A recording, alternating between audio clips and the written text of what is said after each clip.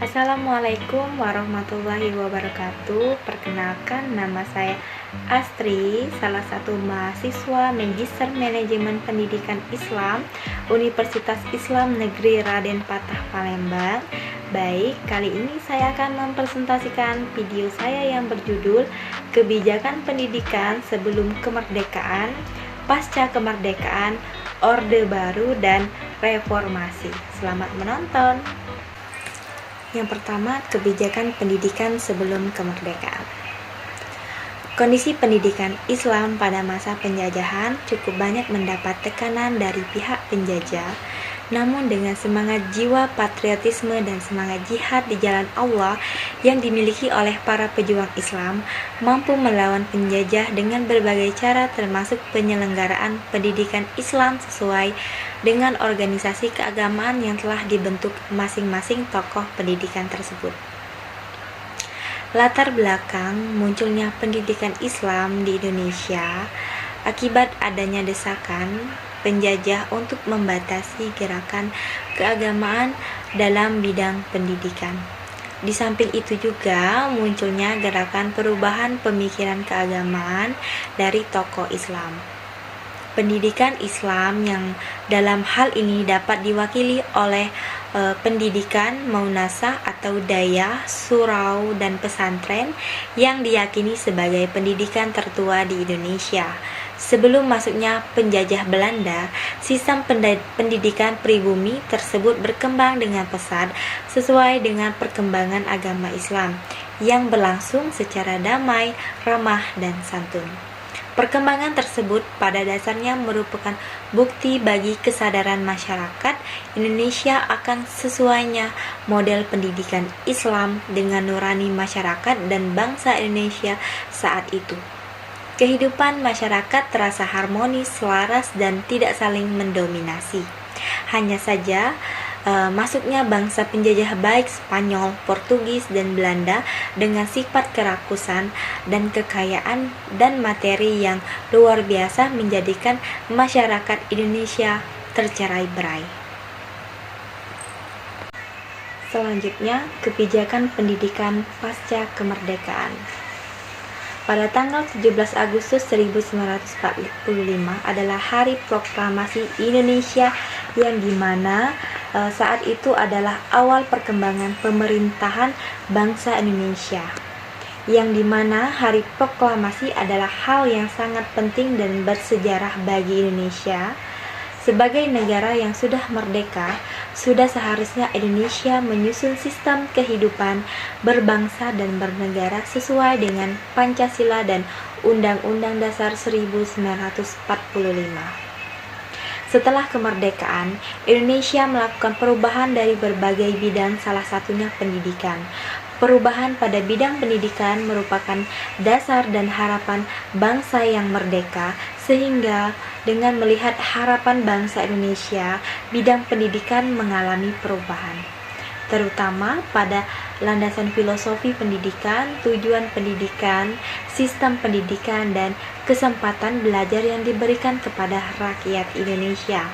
Tujuannya agar semua rakyat Indonesia dapat merasakan dari pendidikan rendah sampai pendidikan tertinggi.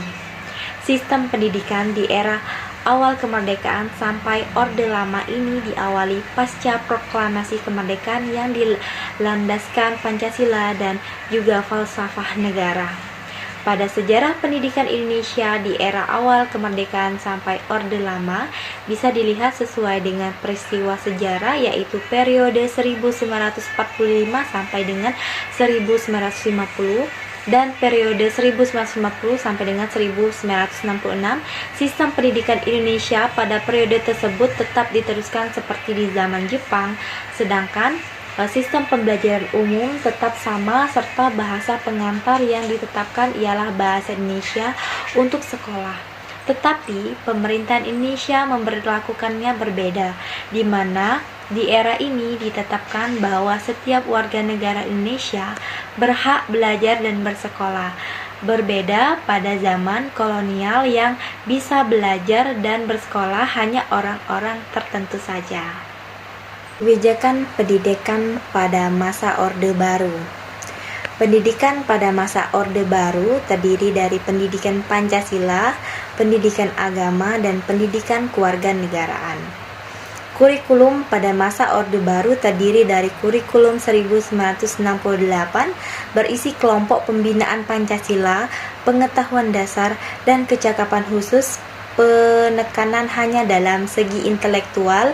Lalu ada kurikulum 1975 ditekankan agar lebih efektif dan efisien berdasarkan MBO, Management by Objective. Selanjutnya kurikulum 1984 berisi proses Skill Approach Model atau CBSA, cara belajar siswa aktif dan atau SAL, Student Active Learning. Kurikulum 1994 berisi muatan nasional dan muatan lokal. Jenis pendidikan pada masa Orde Baru terdiri atas pendidikan formal, pendidikan informal, dan pendidikan non-formal. Jalur pendidikan pada masa Orde Baru terdapat jalur sekolah dan jalur luar sekolah. Jenjang pendidikan pada masa Orde Baru terdiri dari jenjang prasekolah, jenjang pendidikan dasar, jenjang pendidikan menengah, dan jenjang pendidikan tinggi.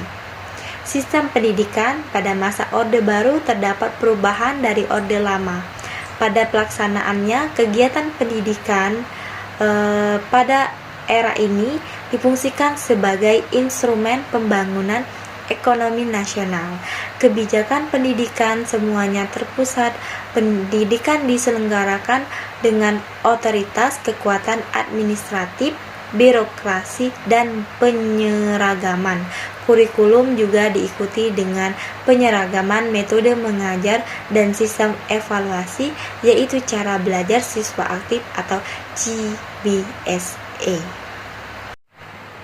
Selanjutnya, kebijakan pendidikan pada masa reformasi.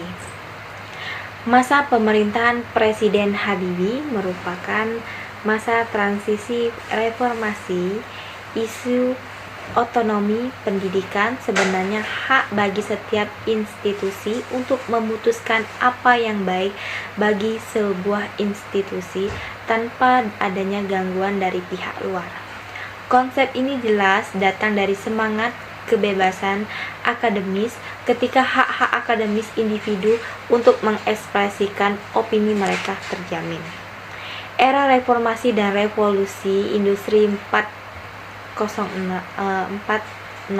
adalah era yang saling berkelanjutan, namun setiap kebijakan yang diambil pada setiap era tertentu saja berbeda-beda, menyesuaikan kebutuhan dan perkembangan pada zaman masing-masing. Begitu juga dalam bidang pendidikannya. Selama periode awal reformasi hingga era revolusi industri 4.0, kebijakan pendidikan di Indonesia banyak mengalami perubahan, dan juga setiap era memiliki karakteristik masing-masing. Didapatkan bahwa kebijakan pendidikan di kedua era ini sangat terlihat atau sangat menonjol pada arah tujuan pembelajaran dan kurikulumnya. KBK dan KTSP dipilih untuk menjadi kurikulum di era reformasi, serta kurikulum 2013 menjadi pilihan pemerintah Indonesia di era revolusi industri 4.0. Namun pada dasarnya pelaksanaan pembelajaran dari keduanya sama-sama mengharapkan sistem student center. Di era reformasi, pemerintahan fokus pada pengembangan kualitas, sedangkan di era industri pemerintah memfokuskan pada keterampilan individu untuk menghadapi dengan global. Sekian video dari saya. Terima kasih yang sudah menonton. Wassalamualaikum warahmatullahi wabarakatuh.